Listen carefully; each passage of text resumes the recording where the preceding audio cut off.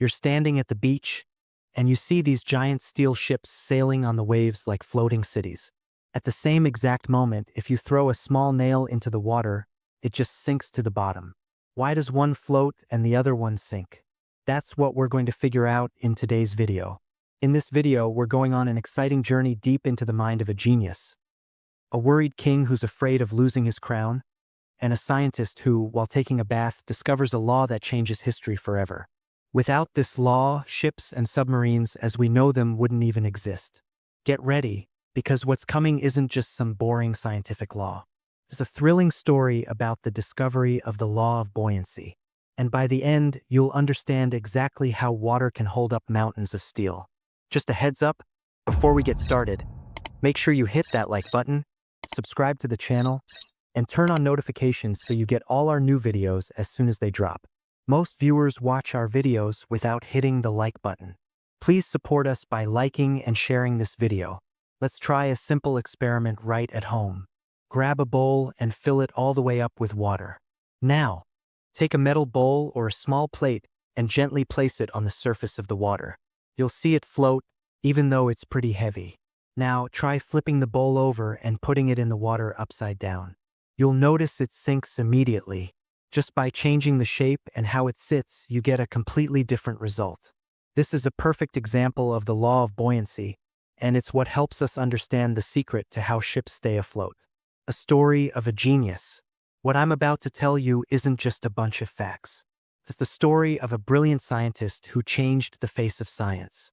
His name was Archimedes. He lived in a city called Syracuse, and the story begins when the city's king asked a goldsmith to make him a crown out of pure gold. The king got the crown back and felt like something was wrong. He suspected the crown was fake and had other metals mixed in. But he didn't want to break it to find out for sure. So he decided to call in Archimedes. Archimedes was famous for being a genius and an inventor. The king told him, "I need to know if this crown is pure gold or not, without damaging it." It was a strange and impossible request. Archimedes left the palace, confused and stressed, with no idea how he was going to solve this. He decided to take a bath to clear his head. He went into a public bathhouse and sat in the water. He noticed that every time he went deeper, the water level rose. He also felt a force pushing his body up. And that's when the idea hit him. An object that goes into water displaces a certain amount of that water. And the weight of that displaced water is equal to the buoyant force pushing up on the object. The eureka moment, Archimedes realized, I can figure out the weight of the crown without destroying it. If I put the crown in the water, I'll know how much water it displaces. Then, if I take a piece of pure gold of the exact same weight as the crown and put it in the water, I can compare the two. If they displace the same amount of water, the crown is pure gold. If not, the goldsmith is a cheat. He ran back to the king and proved the truth with his experiment.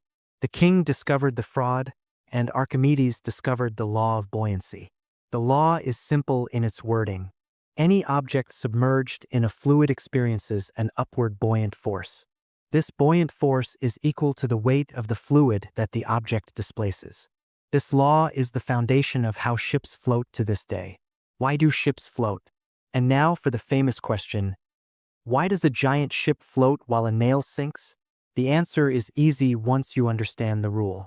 An object has to displace water that weighs more than the object itself. If that condition is met, the object will float. If the water it displaces weighs less than the object, it sinks. And if it displaces water that's equal to its own weight, it stays suspended, neither sinking nor floating. What makes ships float isn't the type of metal they're made of, or if they're light or heavy.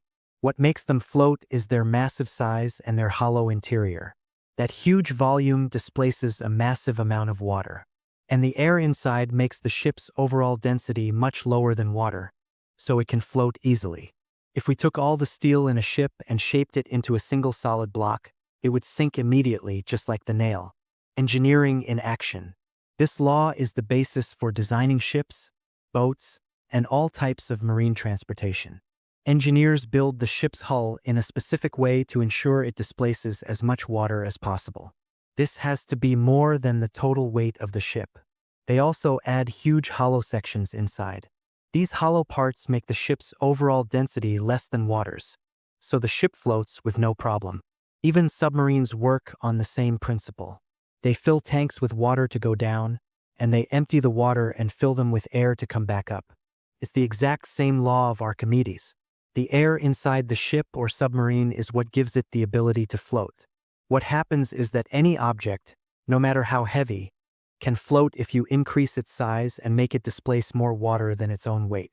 And that's the secret that allowed humans to build steel ships that sail the seas, while a small piece of metal sinks to the ocean floor in a second. It's all around us.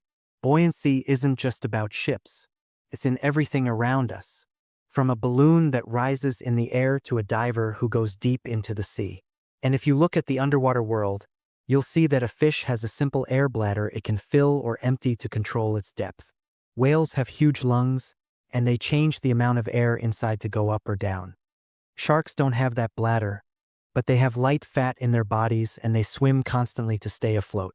Seabirds, like ducks and penguins, trap air in their feathers so when they dive and come up, they stay afloat. Even huge submarines work on the same law of buoyancy that Archimedes discovered.